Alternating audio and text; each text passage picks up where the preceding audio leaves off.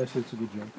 First, It was, but I would like to express my gratitude and congrats to all the organizers enabling this wonderful event, and also to all the participants that are co-creating this amazing event, which I somehow perceive as a juncture of philosophy, art, and new paradigmatic thinking. And that's why I hope you will allow me to start my contribution with a poem, because on a day that was a few months ago, when I started to think what to prepare for this symposium, I got an inspiration to write a few lines, and I would like to share this poem with you in Slovene, because I cannot provide sufficient translation in English, but I hope you will understand it anyway. And this poem is, in a way, an entrance to main thoughts that I'm going to represent and share with you. Prebujam se. Prebujam se v svet svežih zamisli, novih občutij, odmrznjene sreče in navdihane dolžne norosti. Prepevam tiho in počasi, a vzklikam glasno, ko kličem ptice z razprtimi krili, v jasnini mehkobe in v trenutku svetosti. Diham zavestno in opazujem telo, prihajajočem snu zvest, stkanih v eno, a hkrati z lastnim sijem čarobnih tkalk, vesoljnih sladkosti. So now I can start, and I will start with a question only indirectly related to evil, representing the opposite side only in the dualistic context.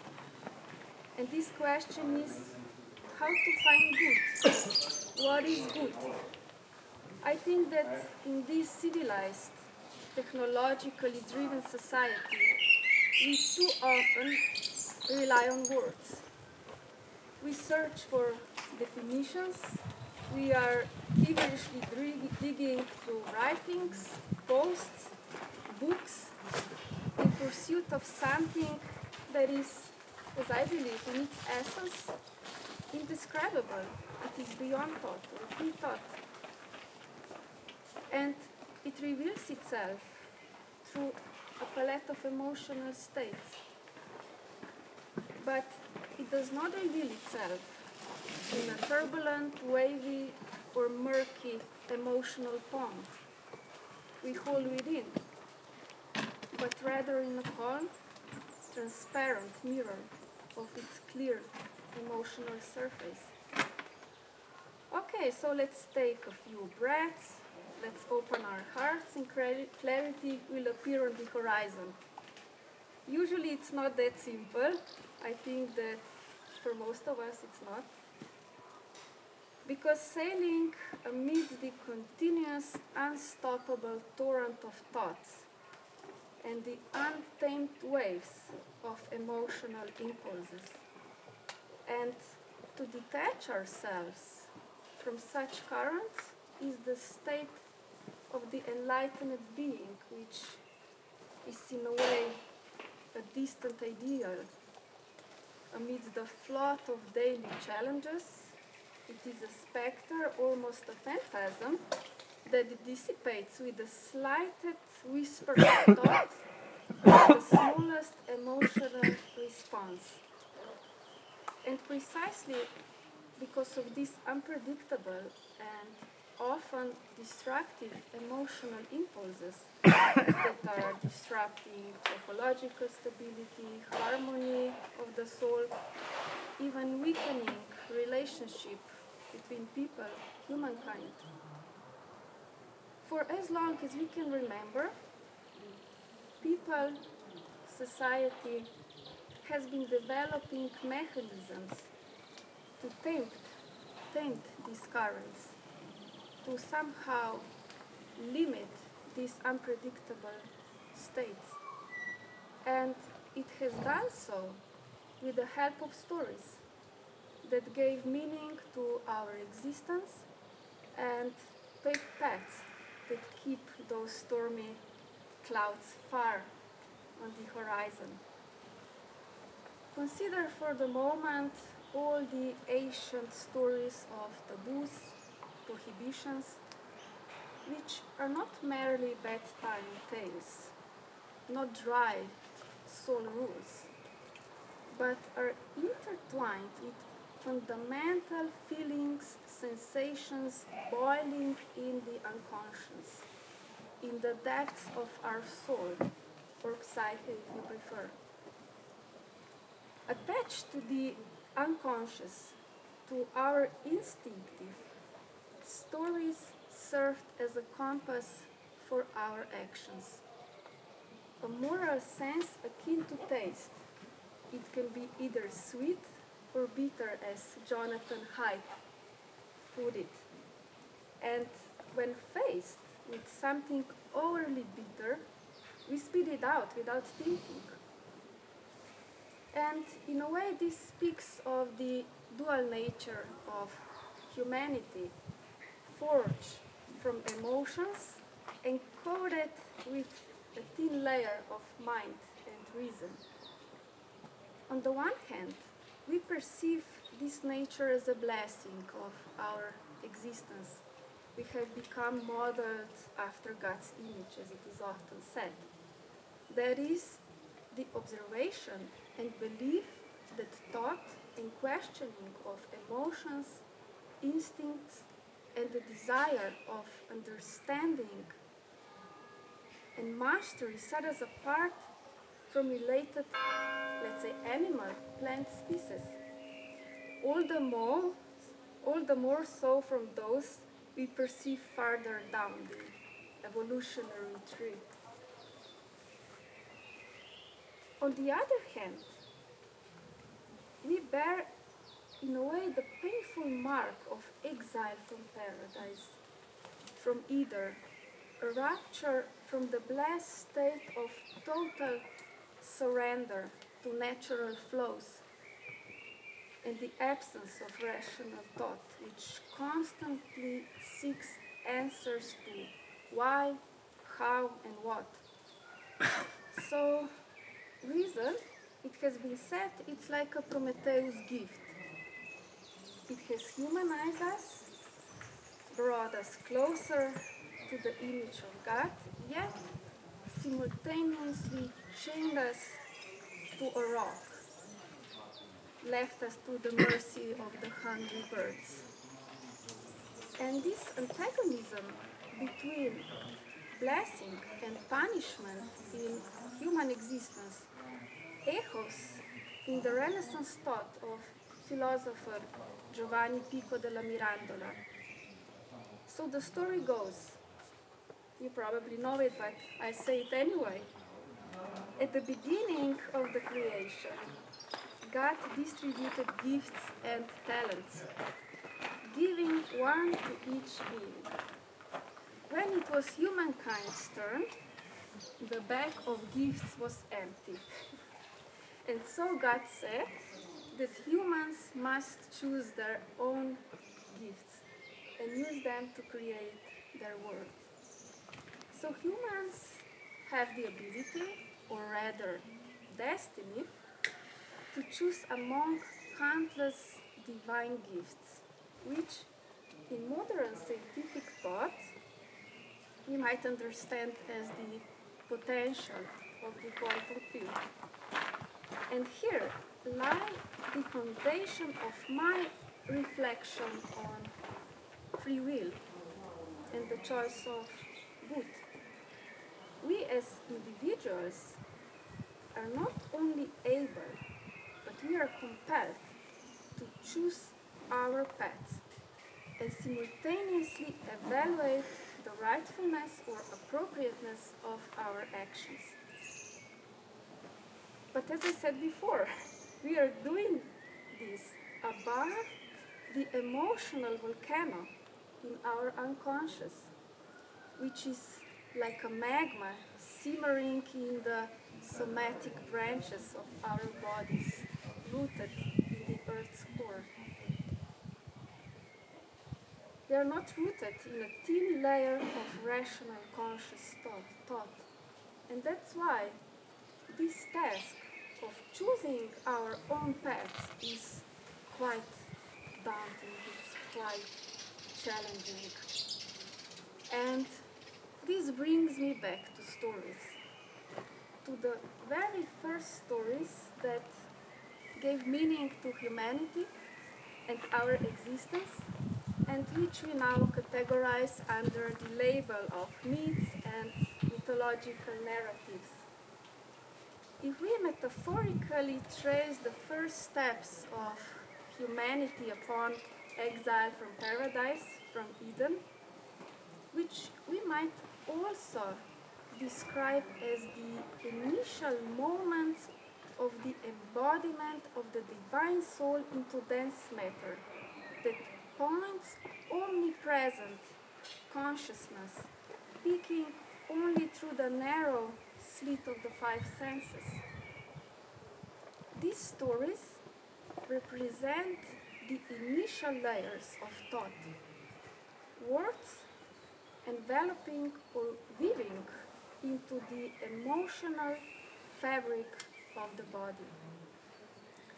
These are either myths of the universe origin, called cosmogonic myths, and those of the meaning of existence, transcendent myths. And as Joseph Campbell aptly summarized, let us not forget the myths that put the society into the center of the universe.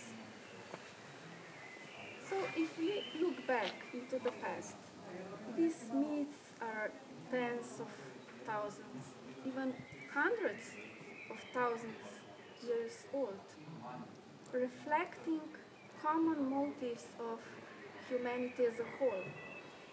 And over time, human society, or rather societies, became increasingly complex, layering new and new levels atop the initial weave of thoughts and emotions. Thoughts, words, stories gradually distance themselves from this original emotional state of humanity, trampling, suffocating it actually.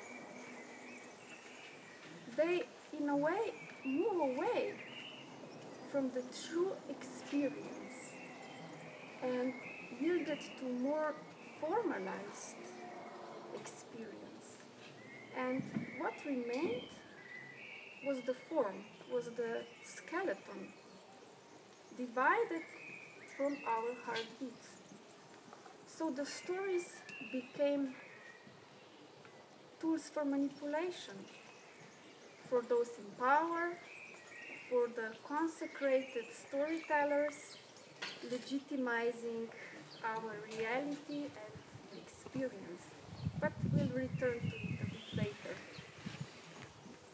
However, the suppression of humanity's primary layers does not imply the loss of power of emotional winds, waves, and storms. Today, even by using scientific methods, which can also be understood as the tools for forging new human stories, we demonstrate that around 95% of our behavior is unconscious, emotional, habitual. So free will is tied to the awareness of our existence in its entirety. And I think that on that foundation, being aware of it, we can consciously choose our steps. Modern society, well, it can be called late modern, postmodern, digitalized, whatever, has entirely severed its connections to this fundamental mythological basis. And by doing this, it severed this connection to the emotional fabric beneath it. It has left us, it has left human world in a disenchanted world, in neurosis, in a constant pain stemming from the state of separation from everything, from other people, from animals, from plants, from the earth, from the stars, from the universe. So we become a lonely being on a rocky planet in a vast, cold, lifeless cosmos. Cartesian dualism in brief, I hope. So at this juncture, I find inspiration in Jung's understanding of the development of the psyche, of the human psyche, which he termed as a phylogenetic process, meaning layers accumulating over time and still influencing one another. In his dreams, he envisioned the psyche as a house. So he linked human psyche to a house. Its foundations below, floors above, and what we most prefer is the skyward heights on the top floor. But what do we find when we seek the bottom, when we delve into the basement, into the unconscious, into the foundations of our psyche?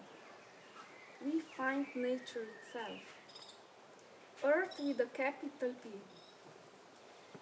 We journey from the neural networks of the brain to the depths of psychosomatic intelligence, and even farther, arriving at the core, the very center of the planet itself, its existence, its body, of which we are part of. So let us now return to the beginning of our earthly journey. Let's go back to the paradise, let's go back to the Eden, but this time consciously, intentionally, deliberately. Because conscious thought is a gift, and potential we choose ourselves. And we might say that in that terms, the divine spark returns to the original flame of existence, to the absolute good, which is beyond dualistic context, where opposites cease to exist. Yet for most of us, this return is often more a potential than an everyday reality. So what to do? Where can we find solution to this? I believe that we need new stories. We need new narratives. And with that suggestion, I'm not thinking just adding another layer atop the suffocated originality of the human psyche, but we need stories that will penetrate all existing layers with the piercing power of clarity, and simultaneously with the force of the heart, reconnecting us with the source. We need stories that transcend separations between human, other beings, and the planet itself, if we wish to return to the essence of being. Stories, words, images, they possess magical power. So we should be very much attentive what we are thinking, what we are speaking, and what stories we forge. One could argue that this modern disenchantment is actually an echo of the desire for freedom, from rigid vertical structure of medieval society, of all the dogmas, of all the quite narrow frameworks, paradigms of thinking, and on the other hand, from the ancient, untamed emotional material in the unconscious. So all that happened with the modern society has had some purpose in that. It's not just bad, what I'm trying to say. Because while disenchantment, in a way, impoverished humanity's psychological, spiritual landscape, it also freed us from the spell of earlier narrative layers. And, well, it's also true, and we should pay attention to it, and we actually mentioned this issue many times during this symposium, that this liberation brought new stories, modern ideologies of consumption, relentless growth, exploitation, domination. And this brings me back to those who manipulate stories and those who narrate those stories. I believe that everyone has a list of those people, so I'm not going to dig into that list, but I will rather draw a line under this list and write below. All of the people on that list are humans, holding the layer of conscious truth,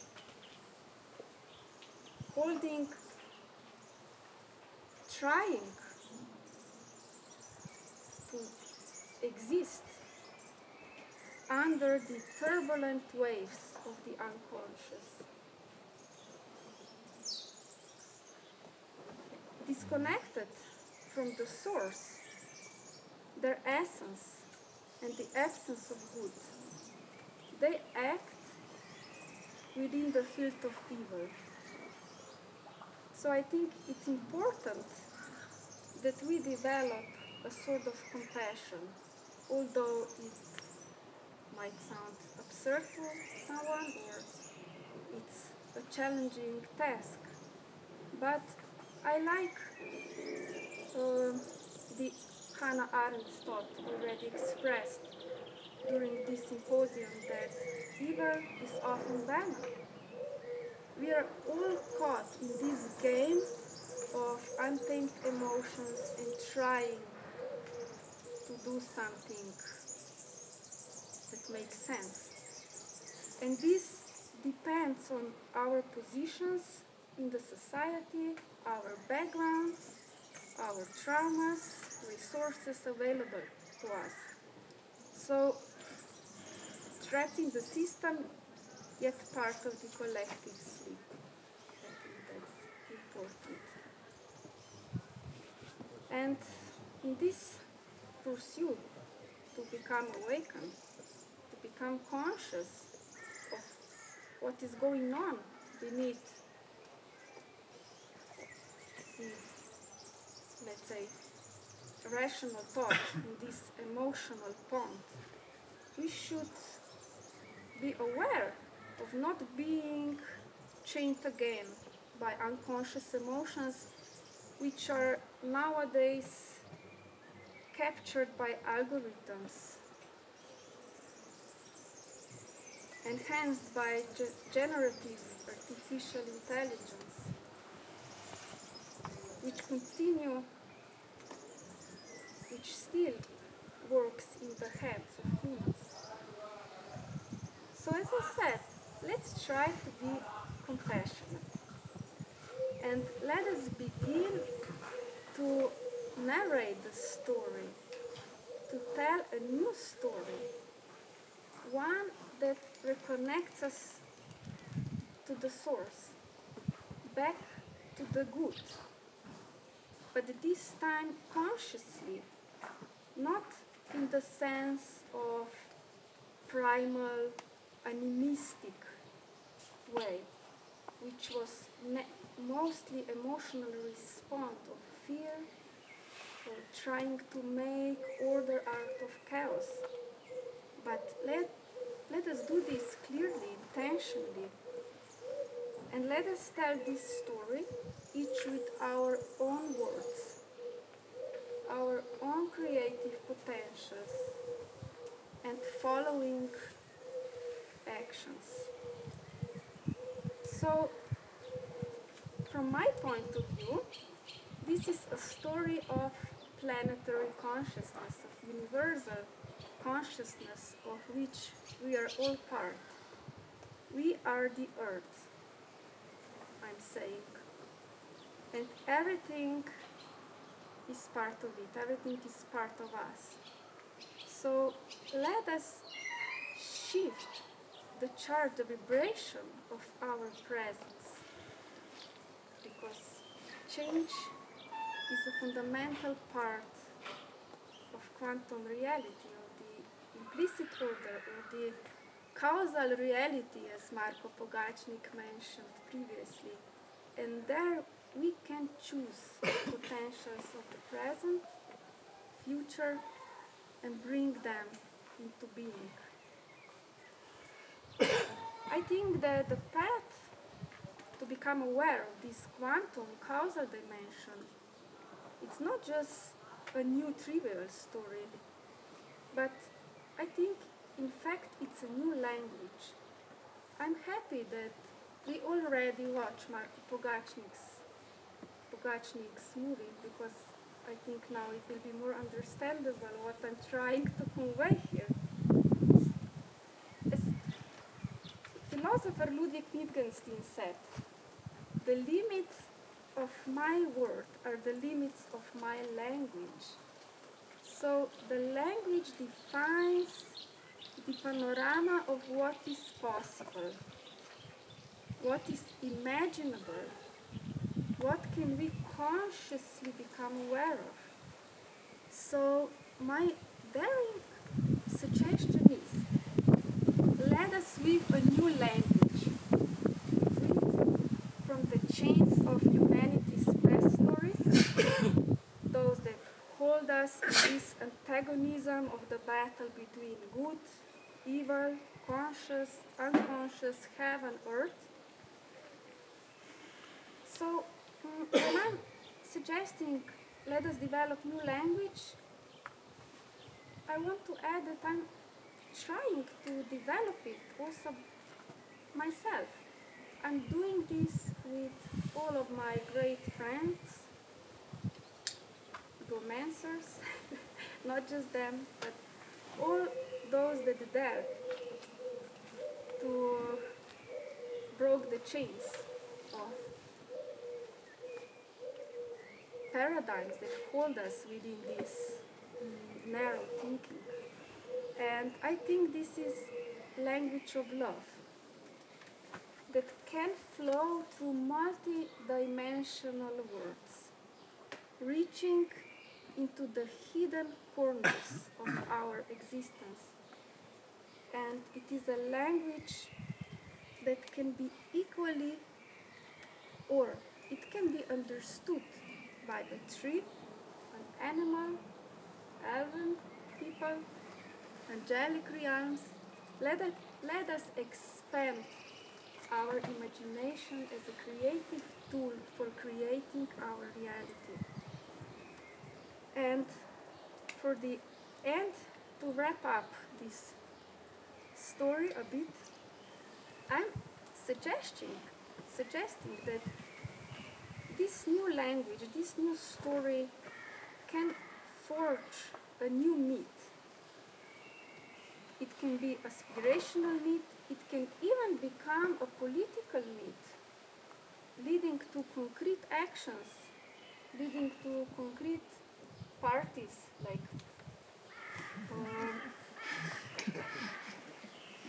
and by that I think that it is time to make a synthesis between our emotions, between our thoughts, and with all that is around us, which is actually within us.